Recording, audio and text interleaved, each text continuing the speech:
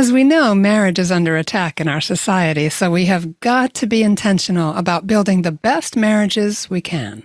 Today's guests, John and Julie Heinen, will be sharing some practical strategies to help you and your sweetheart to be happier in your marriage. Welcome to Homeschooling Saints, the podcast that helps you create the homeschool you love for the people you love. Our host is Lisa Mladinich, a Catholic life coach, TV host, best-selling author, and an instructor at Homeschool Connections. Before we get started, remember to subscribe to this podcast so you never miss an episode. And if you're watching on YouTube, click the bell to join our channel. Hello and welcome. I'm Lisa Mladinich, and today we are talking with John and Julie Heinen about some ways to be happier in your marriage. John and Julie Heinen have been married for over 12 years and reside in the Dallas-Fort Worth area with their 5 lovely children. John currently runs the online ministry for men, The Catholic Gentleman, and hosts their weekly podcast, and that's in our show notes.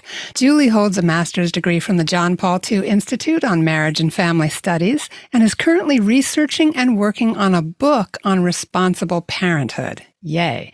Both John and Julie have been active in working to improve and support marriages within the church as well as their own. So it's just my joy to welcome John back to the show and to get to meet his beautiful wife, Julie. Welcome to the program. Oh, thank you so very much. It is an honor and a blessing to be here. Yeah, this is terrific. Thank you. Oh, you're so welcome. I don't know how you found the time. I know you guys are so busy, but just start us off, please, because we're right on the verge of Valentine's Day as we air this program, and I'd love to know how you guys met. Yeah, absolutely. Yeah, I appreciate it. Do you want me to? I love Oh, it. good. I jump in. We were just talking, by the way, about how both people in every couple tell the story differently. So we're going to hear the John version today. That's right. We're going to hear the John version. Yeah. So, what a godsend and an amazing blessing. Julie is, and I say this frequently on my podcast and to friends and stuff, Julie's the best thing in my life, and I'm so incredibly blessed.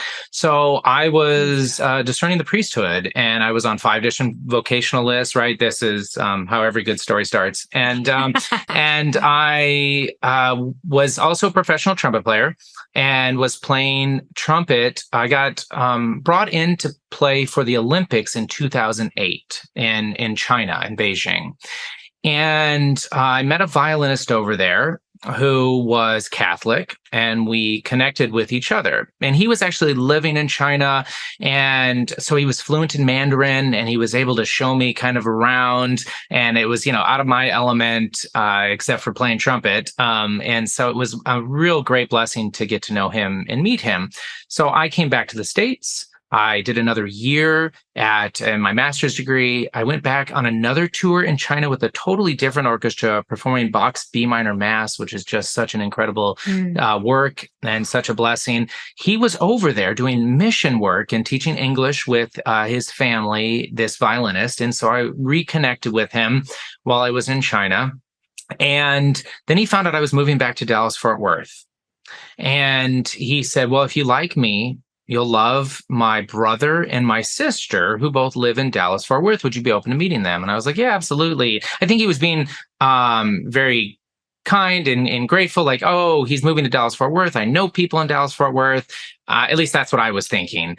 And I remember pulling into the front yard of right in front of the house of this duplex. And I saw this incredibly attractive woman with a beautiful smile standing on the porch. And I immediately thought, I won't ever forget this, God willing. I was in the car and I looked out and I was like, he did not mention that his sister was attractive and about my age. I remember thinking that, like, I was just going to meet them. So I casually just thought that we were meeting, and lo and behold, that woman standing on the porch that saw me pull up is now my wife, Julie. And we are incredibly blessed. 5 kids with us and 7 kids already entrusted to the infant love and mercy of God. And 12 of them, well, actually over 13 years later now, we known each other and are incredibly happily married. So, wow. That's just such a stunning story. I'm all a tingle. Seriously, I really am. Because I've heard a number of stories where people find their spouse through friends, through those kinds of connections. And also just in that moment of seeing her, that you were struck by her beauty. That's so important because God speaks to us through beauty. And you had that recognition of her. Even though you didn't know her yet, you were already drawn. And that's just so beautiful. Yeah, no, it really is. And I couldn't say it better. I think that's exactly it. And I thought God was testing me because I was on this discernment list, these vocational discernment lists. And I'm like, wait a minute. But I'll say that when I asked her to marry me from that moment on, there's just been was a total knowing, as it was actually a Franciscan friar of renewal who mentioned that to me. It was like there was just a real knowing that this was my vocation. And I do my best to wake up each morning and think about what I can do to make my wife's life better. I fail very frequently, but I do try and prioritize those thoughts. You're very much. Yeah. I'm fortunate. So did I miss anything? No, I just like to joke that he had to go all the way to China to find me. I love it. I love it. Yeah. Yeah. Special ordered. All right. That's Thank you. Oh, so everybody, as you're reflecting and you're hearing the story and you're thinking about your own, how did we meet? Just notice, for the sake of your children, that God, as long as we're in motion and seeking God, He leads us where He wants us to end up. And we can trust that and not be so afraid for our children, because it's a scary world right now. But God can be trusted in all our circuitous paths. Amen. So praise God. Let's dive into some of the stuff that you guys have. You've done a lot of really intentional study and learning. So let's begin with personalities, temperaments, things like that. Why is that important? And how have you kind of mined those things for the sake of your marriage? Yeah. So I think we often say that we've read every book, their Catholic book especially, and even some non-Catholic books on marriage and on parenting. And this is one of those topics that we found right away, thanks be to God, and has been a huge help. So I'm going to pass it over to my wife to start talking about the importance of temperament and understanding the personalities of the other.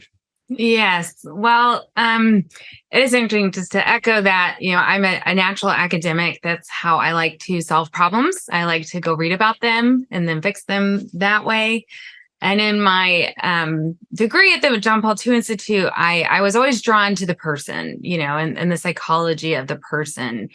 And I was surprised by the reality of marriage in many ways. And just that, I thought I'm good Catholic, I'm mature, I'm capable. Why is this so hard?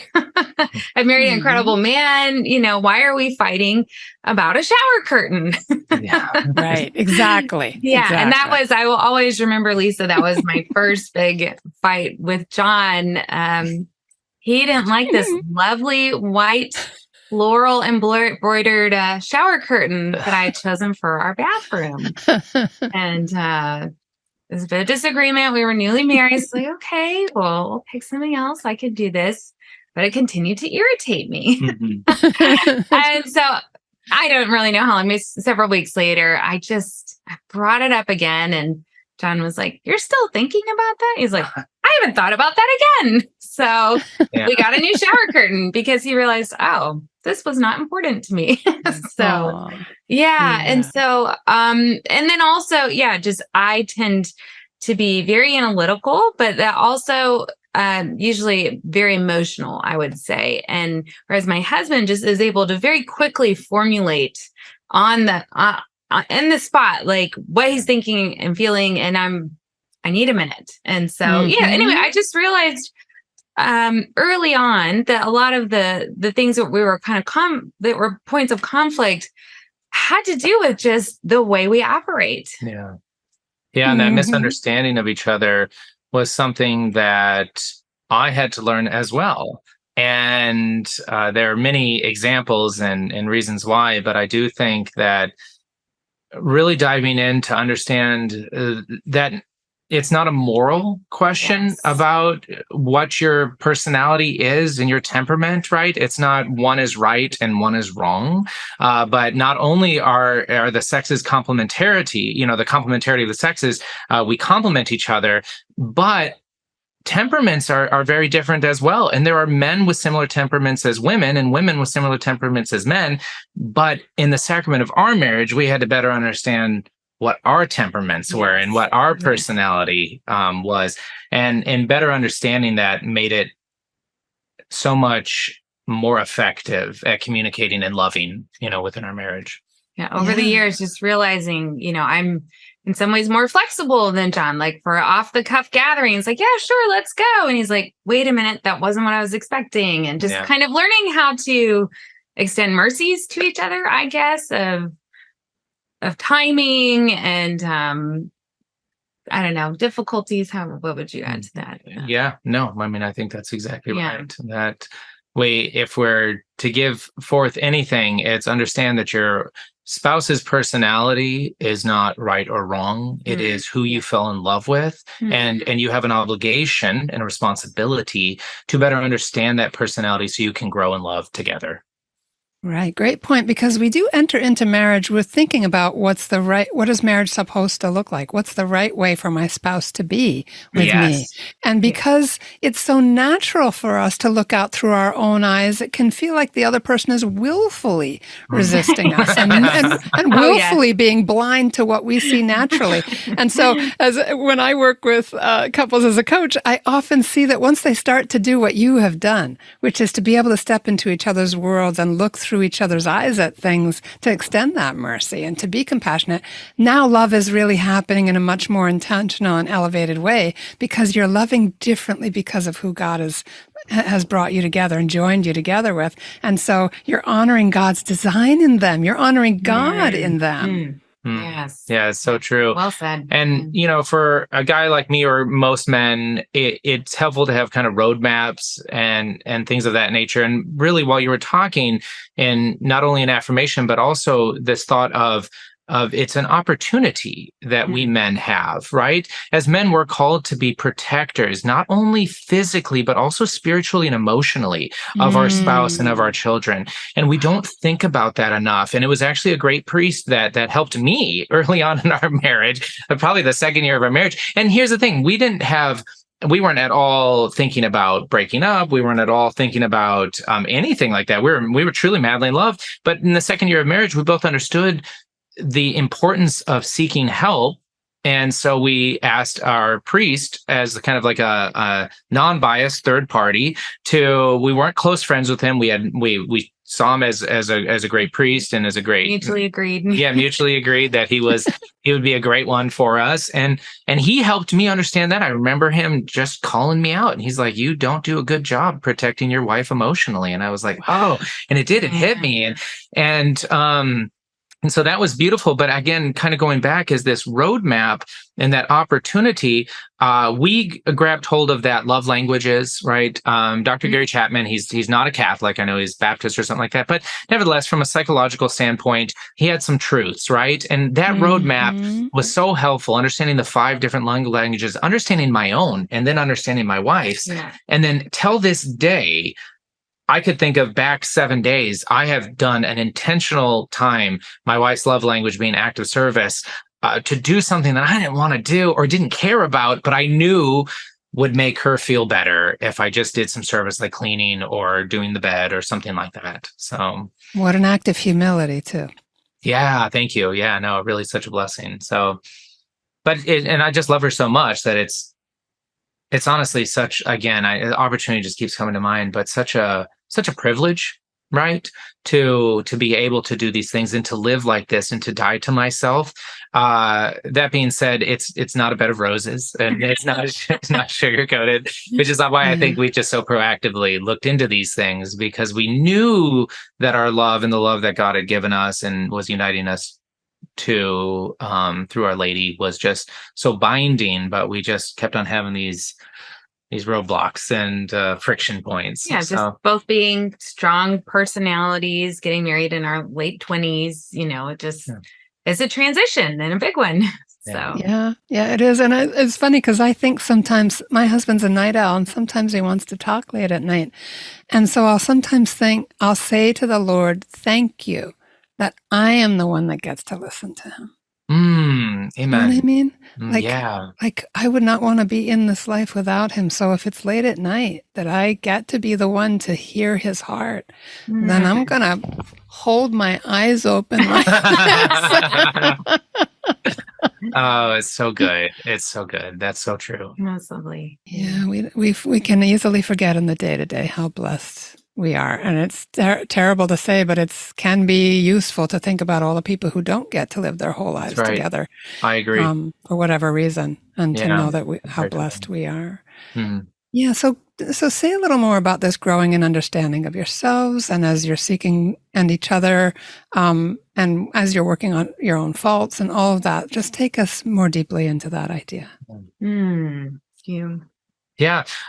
So I think as much as we're talking about kind of this high level, it's important to understand dying to self. I mentioned it a little bit earlier. You mentioned it.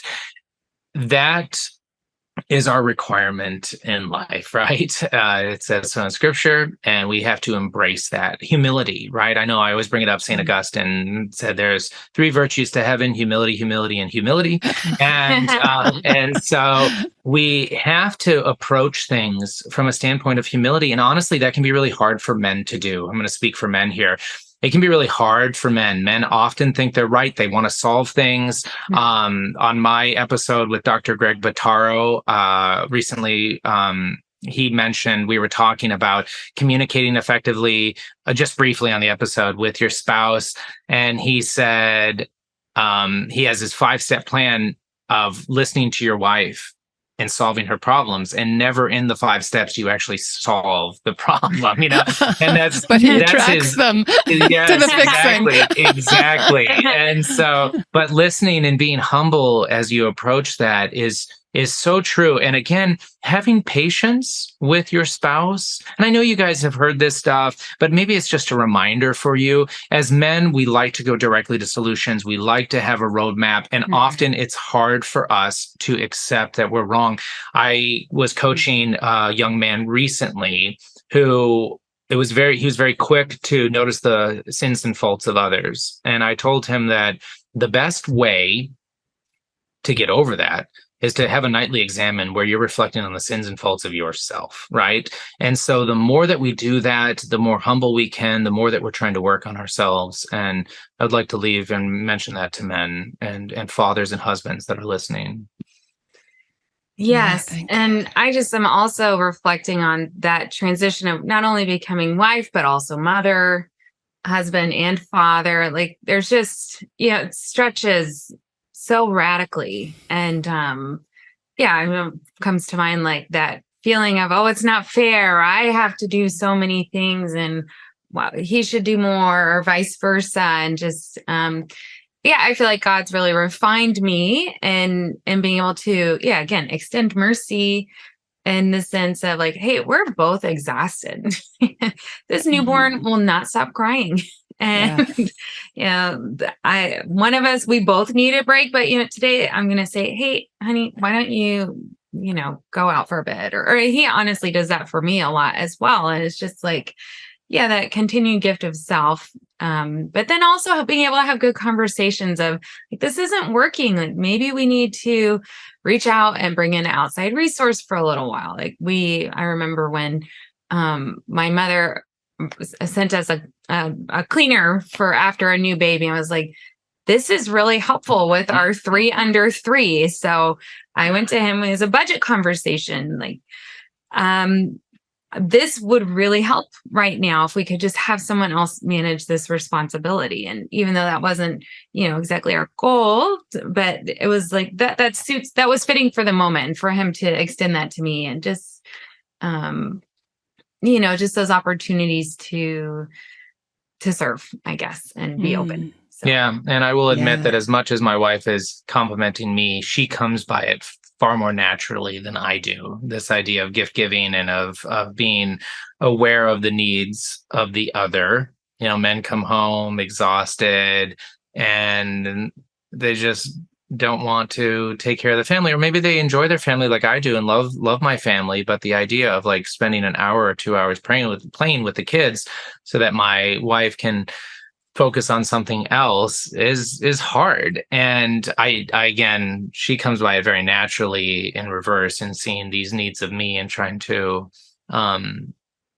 make the opportunity for bandwidth to grow and be at peace. So would each of you just give a brief example, a kind of slice of life of a moment where you did step into the other's world, where you stretched into that place of looking through each other's eyes, and what that did for you? And you can fill in the blanks. My first gut is where it took you spiritually, or where it took you in your own awareness of God's love, working in your marriage or something, but just one example of a place where you stretched and things shifted for you.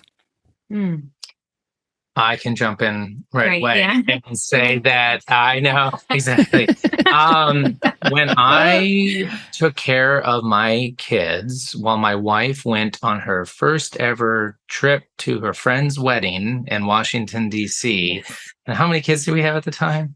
4. We had 4 kids at the time. And so I had to Good watch, for you, John. I had to watch these 4 kids for 3 days. And I was all sorts of I had a plan, and my plan failed miserably the first day. And then looking forward to the next 2 days was just like, this is never going to happen. I don't know what I'm going to do. Called my mom up, it's like, I need help. And what were you in Houston? Yes. Yeah. So we were in Houston, so we didn't have family nearby. So, it became like I will be honest, in my failings, I would set like a timer, and I'd be like, okay, the timer. I would set the timer, and I would be like 60 minutes. And it would help me realize that the future is coming and so if we could just take it bit by bit, step by step. And that was with 4 kids. And I tell you, I mean, as humorous as it is, it truly was a comical situation. And for me, it was eye-opening for what my wife has to deal with, especially, as my wife already mentioned, as an academic, right? Where like her mind is always clicking and thinking, super fast and about other different things. And even this morning, she was thinking about a new endeavor in which to better the church, actually, and better families. That's exactly what she was thinking about this morning. And she was already writing things out, and my mind doesn't work like that. And so knowing that she's having to die to herself, not just for 3 days, but like constantly, like even her weekends, she's having to die to herself, right? It's not like, I mean, I get to go away for 9 hours a day and do, my other work. And then, but she doesn't get those breaks, and sometimes upwards to, 100 days in a row, who knows? And while she's such a loving and amazing person, for me, that was really eye-opening. And I actually thank you for bringing that up, because now I am reminded that it's time for my wife to take a break for herself. and glad to be of service. Julie. Yeah, so for sure. But yeah, I appreciate that. And that immediately comes to mind really quickly. So yes. And it was huge. Like, to get to go see college best friend get married, that was, it meant so much to me. Yeah. But you're just reminding me, a lot of times it is the gift of time and support. And, I think that was one thing, again, being a very impractical academic, I didn't know that you don't just put a baby in the bed and it goes to sleep. Like, that's just what I thought, So I bought a book on sleep, baby sleep, for every one of my babies, because I'm like, how do I do this? Yeah. And then also just the domestic home management did not come naturally. We've come a long way, but it's still, when I left that weekend, there wasn't this well-designed system that could support him and he could lean on. It was just like, figure it out. But I guess so. Yeah. What I was getting back to, though, is I didn't realize the unrelenting nature of motherhood, and there isn't a 9 to 5. It's just that 24/7. And so one thing I'm feel really grateful to have been able to support John over the years is in him continuing to play professionally as a trumpet player for a symphony that was, for most of that time, not local. So he would leave from anywhere from 2 days to 5 days every month during the school year. So, yeah, and just to add to it, I was playing in a professional symphony orchestra in Dallas and playing trumpet principally, getting paid. And so having to perform. And for 7 years, we weren't living in Dallas-Fort Worth, but she allowed me to continue playing 6, 7 shows a year until I recently resigned. But for the sake of my family, actually. But I will say that she was a saint. I'd like be there in rehearsal playing, Mozart or Bruckner or, 𝐿 or something along those lines. And I would just always be thinking to myself, this opportunity has been sponsored by my wife because she allowed me, and she was always supportive too. It wasn't ever like I was putting a cross or a burden on her. She was always I wanted it supportive. for you very much. So that was a blessing. All right. Well, we're just going to pause for a brief sponsor message, and we will be right back with John and Julie Heinen. Stay with us. Hi, I'm Walter Crawford. And I'm Maureen Whitman. We are the co-founders of homeschoolconnections.com and proud sponsors of the Homeschooling Saints podcast, which is here to help you homeschool more joyfully, more easily, and more effectively. We want to thank you for listening. And we invite you to check out our courses at homeschoolconnections.com. And now, back to our program. All right, we're back with John and Julie Heinen, and we're talking about how to be happier in your marriage. And it's such a rich topic that, just heads up, we'll probably go a little bit longer than we normally do today. We are really having fun. I hope you are too. I want to talk about making decisions. Could you step us into what's that like for you to kind of get on the same page together? Different people, different options. How do you sift through that all to come together and be unified in decision making?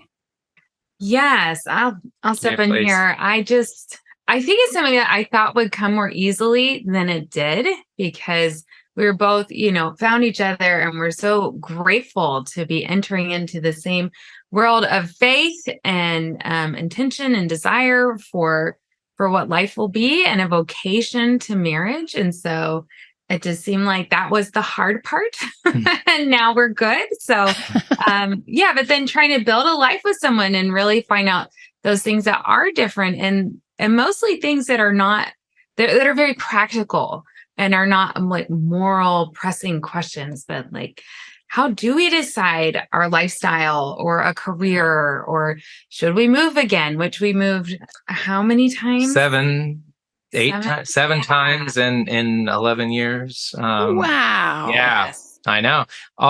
Praying for God's will every single day. That's so right. It was never done, on impulse, but Yes. it was a lot. It was a lot. Yes. Yeah. And just, having a lot of emotions about, another move or a possible change in careers, and should we take this opportunity? And it would be a bit overwhelming. And so what for me was a big turning point was discovering St. Ignatius of Loyola and his rules of discernment, because they're precisely for this kind of circumstance. For example, a move, when I think about that, it's like, yes, it's our free decision to make a move, but I have a sense that God has a plan here. But how can I possibly know that plan without the lightning bolt?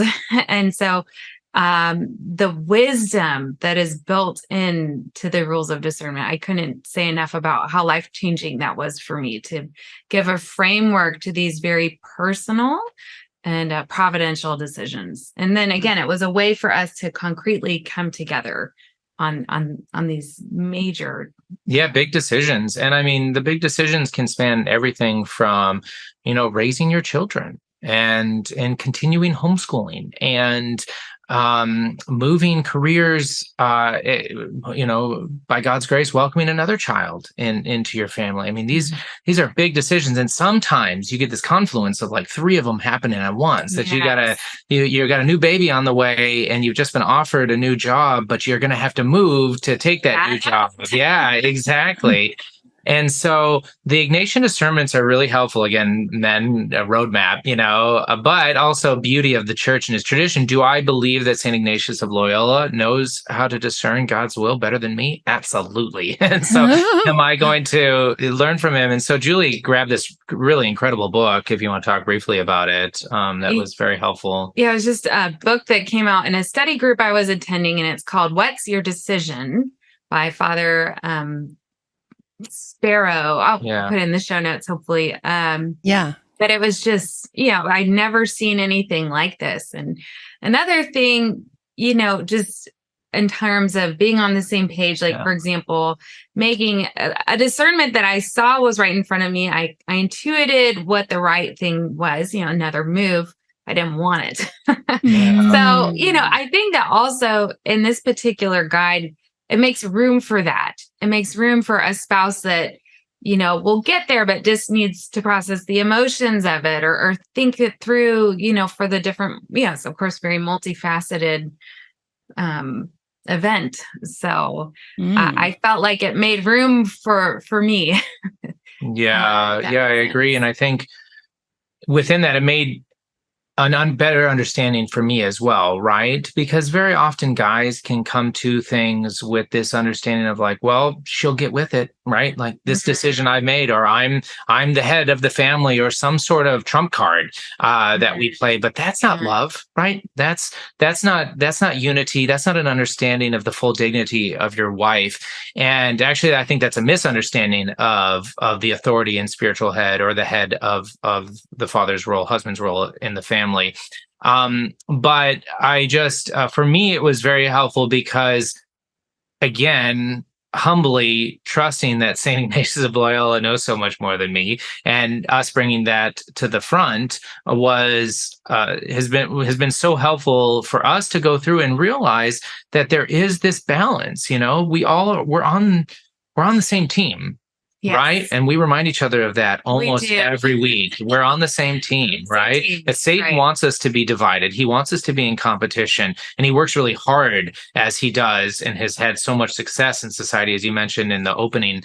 And but we have to fight against that. And so I would just add to the spiritual component, the spiritual discernment in St. Ignatius of Loyola, is that it's okay to ask for help when you're making these decisions. Yes. And we already mentioned earlier that we found kind of a non-biased priest, but we've actually always, like when we moved to Kansas City, we found a priest there that we loved, and he was likewise non-biased, and we could both talk to him separately, or we could talk to him together. And he was a great holy man, and we knew that, and we knew that he wanted our salvation first and foremost. And if that's the case, then he's going to guide us appropriately, whether it offends and hurts me, or vice versa. And we kind of had that understanding. And then obviously prayer as a family, we'd be remiss not to mention the importance of daily prayer as a family. And our ongoing novena to St. Joseph. I'll let you tell the story. Yeah, we prayed for 2.5 years, an incessant novena to St. Joseph about career, about my job. And we weren't looking in the sense of, should I leave this job? It was, I need a full career to support my family with like health benefits. And it took 2.5 years after having children to get that full job. So I was a professional trumpet player, and we were real scrappy, and we were doing everything we could, and living very poor and very minimalist, thanks be to God. And that being said, we never stopped praying this incessant novena. We never stopped praying the rosary, never stopped praying in the morning, and in supporting each other in our individual prayer time in the morning. And that was so good at helping make big decisions. So those 3 things, I would say: consistency in prayer, and that supportive prayer, that finding somebody who can help you, and that Ignatian discernment can be really helpful and necessary for these big decisions. Wow. And I guess, I hear all the time from my coaching clients that they have trouble finding spiritual directors. How on earth have you known? Can you just say 1 or 2 attributes of the priests that you've approached? What did you see in them that led you to them? Great. faith was the first and foremost, right? We saw men of deep holiness and deep faith who were like living the example. They weren't afraid to be walking around wearing their 33 button cassock all the time. They weren't, after Mass, you would see them on their knees praying.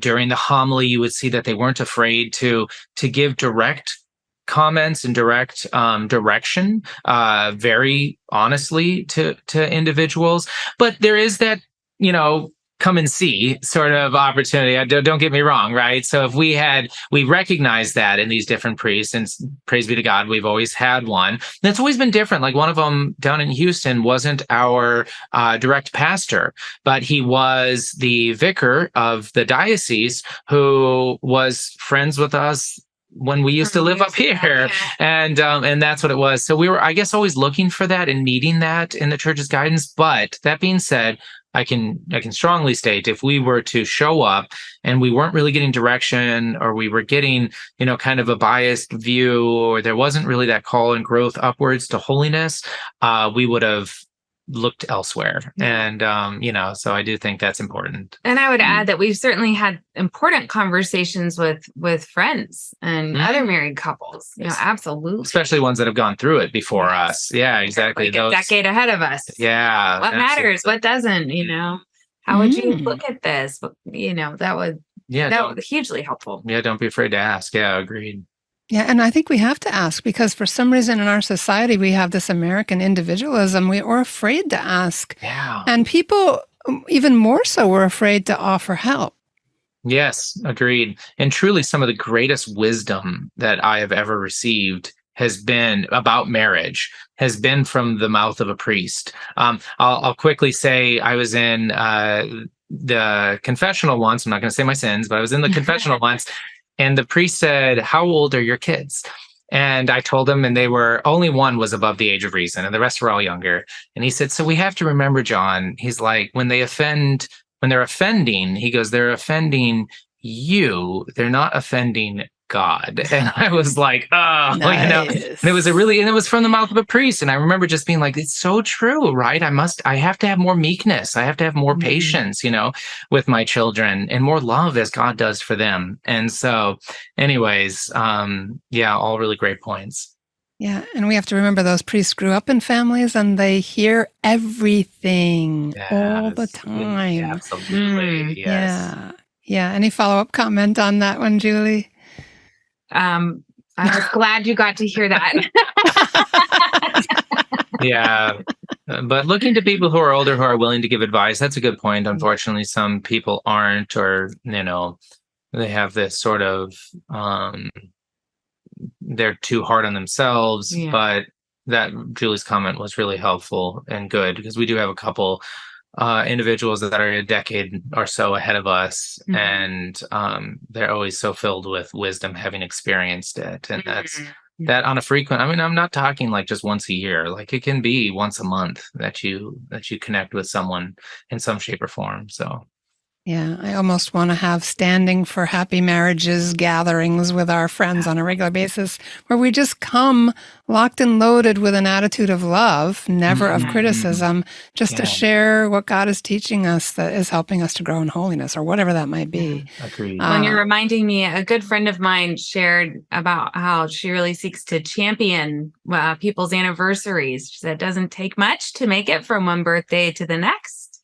You just have to keep breathing, but to make it another year in your marriage, like that requires a lot of love and service. So we need to really support that and support each other. So. Wow, I love that. I love that. As we're starting to wrap up, I'd love to just hear what remains unsaid here, or what still kind of is the Holy Spirit holding out to you that you'd like to share in the last few minutes. Just as I think about living this mission with my husband, and just, and such a frantic culture, the stressors just keep coming all the time. And so one thing, I guess, is my New Year's resolution this new year of 2023 is just to try and create more bandwidth in our home, through, us taking better care of ourselves, setting time aside more regularly to just unplug with the kids, and set aside, so-and-so's problem at school or a big household task, but just like be together, and try and build that family culture at home, I think. And then again, offering those moments of service to each other to refresh. So, and then, I also have been thinking a lot about the mental load, for example, of, the daily schedule, starting back up in the school year and things, and just trying to be more efficient so that the everyday tasks aren't taking up so much of my mental space. So I love the resolution to have more margin or more bandwidth to find ways, because you two did that financially for a long time. Yes. So John could play music, and now it's about time. It's about space. And I love that you also said to be together, that it's not necessarily about doing, but being. Yeah, absolutely. And just to dote on my wife a little bit more, is that when I gave up playing trumpet recently, she's made a point that each concert that I would be having, we do a family day. Like, we focus on the reason why I gave that up, for a better time and more time with my family. And so these little things are really helpful. The final thought that I would just like to leave is the example that you're setting for your children. It can't be overstated. We're all hearing this, but we are setting the example of what love is, what sacrifice is, what suffering together is, and the unity of all of those things that I just mentioned. And that's so important, because our kids are always watching us. They are always paying attention to us, and they're always learning from us. And if they don't learn from us, they're not going to know to seek that in the world or to expect that of the world. And so this is so important for us within our marriages, is to not only just to add that level of responsibility that you're called to love your spouse, and that love goes forth to your children, whether you're verbally directing them or just living by your witness. And they see us apologize to each other. They see us apologize to them. They see us constantly show signs of affection with each other. They see us discern things. They know, oh, mom and dad are sitting down with a piece of paper and they've got the pros and cons sheets out, and they see that example, and that example is training and forming them for what life is and for our relationship with each other and with God within that life. So. So good. So good. So exciting to be a part of a conversation like this with you. And I can't help hearing the word mystery, the mystery of the other. Being willing to keep discovering that and making mistakes and rediscovering and showing mercy, the mystery of the faith, the mystery of discernment. So much about this is not a checklist that we can just mark off. It's an active sense of love, exploring mystery together. And so that humility that it takes to enter into mystery, what a profound example for your children. Yeah, amen. Lisa, just thank you so much. I mean, we really appreciate you and you bringing us on, but also bringing this conversation to light. And it's so needed, and we need more of this. We need to, kind of flood the digital space with these conversations, because people just don't have that support, as you were mentioning. They just don't have people to turn to and to look to. And so, thanks be to God for what you're doing. Yeah, I've thought so much about just the need for a culture of encouragement, and that's exactly what you're doing. So thank you.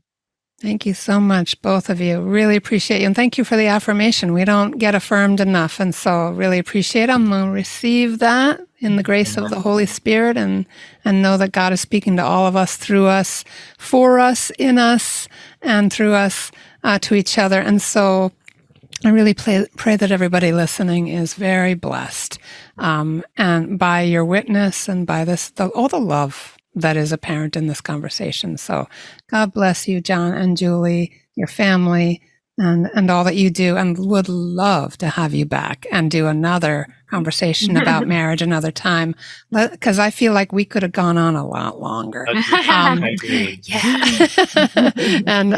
I would love to do it when it's convenient for you. But everybody, have a most blessed and sweet Valentine's Day. And if you're hearing this long after Valentine's Day, have a sweet Valentine's Day anyway.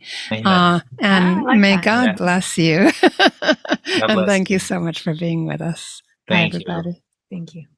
And that's our show for today. Our program is sponsored by homeschoolconnections.com. Be sure to subscribe to Homeschooling Saints.